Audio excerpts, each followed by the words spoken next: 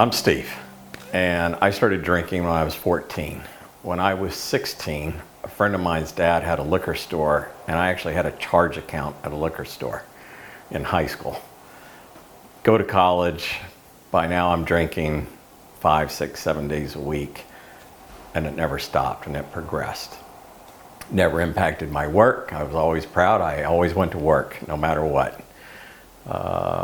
As life went on, I continued to drink and shifted from beer to exclusively hard alcohol. And then it started with the weekends. Started drinking earlier on Saturday and Sunday.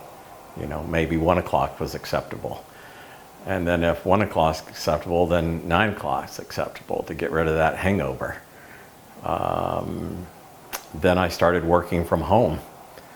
And that was the real beginning of the end, although it had probably already started some years prior to that. Working from home and being able to drink almost all day was really a bad thing for me. I think I knew I was an alcoholic when I was a teenager. So I mentioned drinking at home, being able to work from home. As my career progressed, I became an area director of multiple hotels, which allowed me to work from home, essentially, or travel. And that really was the beginning of the end, where I could drink at, I didn't have to stop drinking at 7:30 and go drive into work.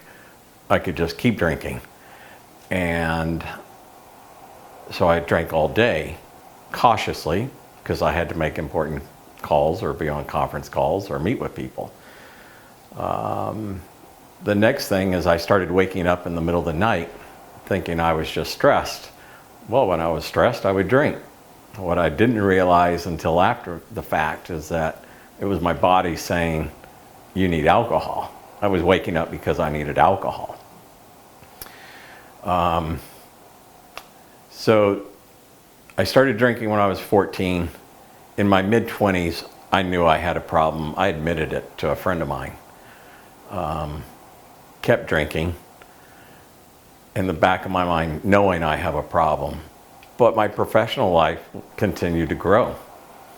And then it stumbled. And it stumbled again. And that's where the mind plays tricks on you. Well, it was that bad boss or that bad situation. Wasn't the alcohol. It was the alcohol. But you have to have clarity of mind for that. One day I recognized I needed to dry out, and I called a friend, and he took me to a place. It was like 3 nights. They drugged me up. I was in with some bad people. Came home and thought, I got this. This is easy. And 2 months later, I went on vacation to a lake that we used to go to. And I said, well, I think I can drink this weekend because I got this. And that weekend turned into about a month. And I got bad again. And I went to the same facility for 2 or 3 days, dried out. And I just sort of existed. My mind was better, but it wasn't right. And I knew I wasn't right. And then I started drinking again for no real reason. I was at the grocery store one evening, which normally I would have only been there in the morning because I didn't want to drink and drive. The liquor store was across the street, and that was the beginning of the end. I drank for about 2 weeks, and it took me to depths that I've never been to. I was always a happy drunk. It was bad, and I still don't know today what caused it to be that bad. Every waking moment, hard drinking, it was bad. It was just, on the floor, drunk. You come home from work and you drink. That was my normal. I thought everybody came home and drank. I thought I just drank a little more than everybody else. So in that span that I just mentioned where I was really bad, I knew I had to do something different. And I went, probably like a lot of people, I went online and I found some place. And they asked me my name and they asked me my social security number. And I started to give my social security number. And I'm like, this isn't right. So as bad as I was, I knew that wasn't right. And I called a relative that lives here in Pensacola Beach and asked if she knew of anybody, which was out of character to reach out for help. But for some reason I did. And she goes, I know of 2 people that just went through Gulf Breeze recovery and they just can't say enough good things about it. So she gave me the number and I called and I spoke with Kat in admissions. And I knew within 30 seconds that I was in the right place. And she said, get on the plane, and I booked a flight. That was a Friday. Saturday, I was supposed to come on Sunday. And booked it, had every intention of coming in, and I just couldn't make it to the shower to clean myself up because I lived out of state to get here. And I called her up and I said, I'm still coming. I'm changing my flight tomorrow. I promise I'm coming. And I'm sure she's heard that before. But I did. And I got on that plane and I stayed in touch with her as I traveled from Little Rock, Arkansas to Atlanta to Pensacola. And she picked me up and brought me here 1 year ago today. And it has been the greatest year of my life. The 2 months that I spent here were just amazing. The different aspects of what they teach you, they hit you at all different angles, and when you look back in hindsight, you can see that they were hitting everything you needed to set you up for true success, to go out in the world and be sober. And I did, and I followed what they communicated or what they taught me, and it has been the greatest year of my life. And I look back and I see how deceitful alcohol can be, and I'm sure for others there's other drugs that probably act the same way, but for me it was alcohol. It plays tricks on you and you can rationalize and make reasons for everything, but it has been a great year. So I came in here in an absolute fog. My liver was distended. My doctor said I was going to stroke out. I was on all sorts of meds, you name it. I was on it, and it was bad. And I was falling apart. I checked in. I was kind of gray in color. It was bad. And in fact, I was here for 3 weeks before I realized that they even did snacks every day at 3:30. That's the fog that I was in. My brain was so messed up from the abuse of alcohol. I had a very rough go this time.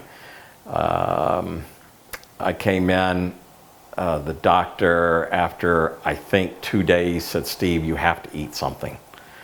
And I said, Doc, I just can't. And he goes, you have to eat something. He goes, this is a 4-star place. I'll get you anything you want. What do you want? And I looked at him. This is no joke. I said, I want watermelon.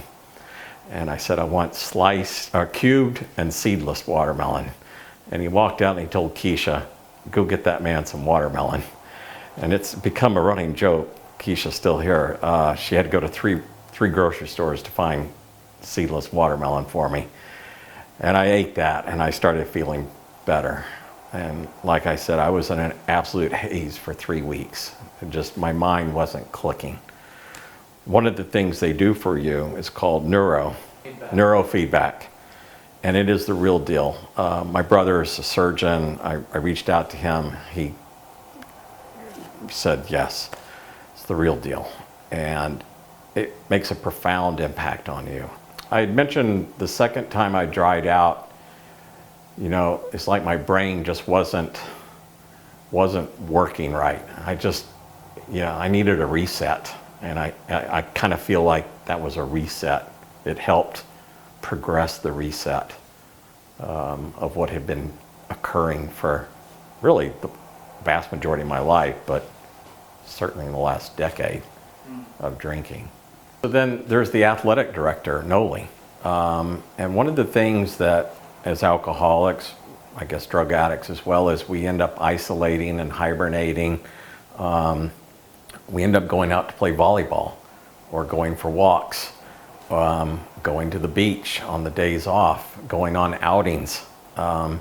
They get you out. And I think at the moment you don't really recognize why, but they're teaching you for when you leave here and you've been set up with all the skills that they teach you, that you can't just fall back into that same habit. If you go sit on that sofa at home, you might get back into that old habit. So they're teaching you in kind of subtle ways. You got to go out and do stuff.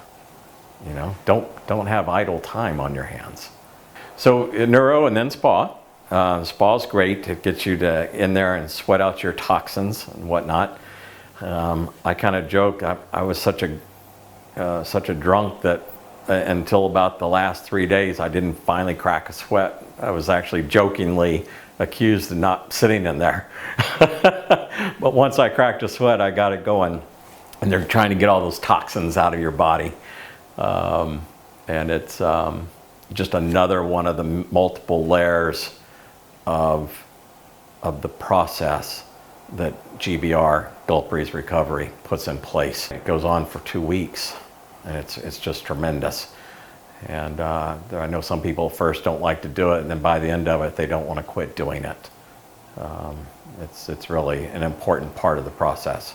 I think like anything that we're introduced to at first, you might be a little reticent, and then at first you feel the positive effects of it, and like I said, by the time you're done, you wish they would open it at other hours of the day to go and relax in. So the classes introduce the 3 principles: mindfulness, thoughtfulness, and consciousness, and that's sort of the approach towards everything that you're taught here. And it goes through those classes, or you have your specific classes throughout the day that you attend, and they just hit upon those as you go through. And some of it's more intense than others, some of it's fun, some of it is artwork. And one time we did an art, and I think they wanted us to make animals or something, and our group made a snake. And why would we make a snake? Well, it became the viper, and how alcohol at our group, we realized how the snake comes up and bites you from behind without you seeing it. One group made a monkey because they had the monkey on their back. It was amazing, the creativity that came out of that. And as you look back at it, you can see there's a reason for everything that's done here. It's not just to fill the day. It's a very targeted program. So I want to talk as I'm getting near the end of my 2-month stay here, which flies by the way. Deep into my stay, I started questioning not whether or not I had it. At one point I could think, I got this, and then I started thinking about maybe I don't.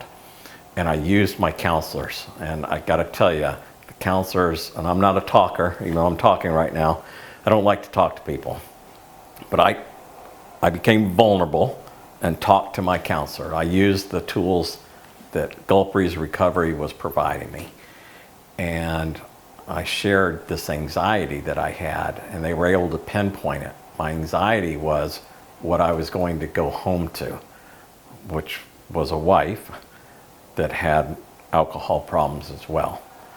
And once I was able to process that, it was like everything just calmed down, and I got right back on that track of I've got this. So, Gulp Breeze Recovery sets you up for success for when you leave this building. But then it's, what do you do when you leave here, right? Do you go right back to that same group of friends, that same lifestyle? For me, that lifestyle was going to pick up a case of vodka and sitting on my sofa and drinking all day. I didn't want to do that.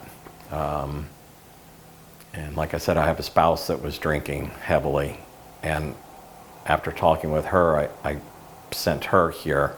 She wanted to come. That's the key, is you have to want to come, as you know. You can't force something on somebody. She came here. I realized that going back, this is me personally, going back to my house, doing the same old thing, was not going to solve anything. It was not going to correct. It had more danger, more negatives than positives. So I said, all right, let's do Holcomb 2.0. Sell the house, move to Pensacola, be close to GBR, attend the meetings, start a new life. And that's what we did. That's what we have done. We've started, my wife and I have started a new company, and so far so good. And life is just wonderful. And it's just truly amazing how you see things with a clear prism, and how you can look back and laugh and go, I can't believe that alcohol played those tricks on me, because that's what it's doing. At the time you don't see it, you think it's the cure-all. and it has just been a profound year. Well, alcohol was just, it was a habit more than anything. It was a habit that got out of control. Alcohol for me was get home from work and pour a drink, and drink until bedtime. And then, like I said earlier, then it became, more on the weekends. And then earlier, I used to start my days on the weekends, Saturday and Sunday, and it just took over my life. It became all consuming. Well, let me tell you about my relationship with alcohol. So when I left, clearly I recognized I was an alcoholic and that I could not have a drink. And I would joke with my brother, it'd be nice to have a real nice steak and a glass of Cabernet wine. But I recognize I can't do that, so I won't. But now, a year later, I look back and I don't want that clouded judgment that maybe 2 glasses of red wine would have on me now. I don't want that. So for me, it's not a battle. It's just something that, it's part of my life. For many years, it was great. Most of the years, it was great. And I lived it, and it's who I am. And this is the new Steve. And it's a much better Steve. Much better.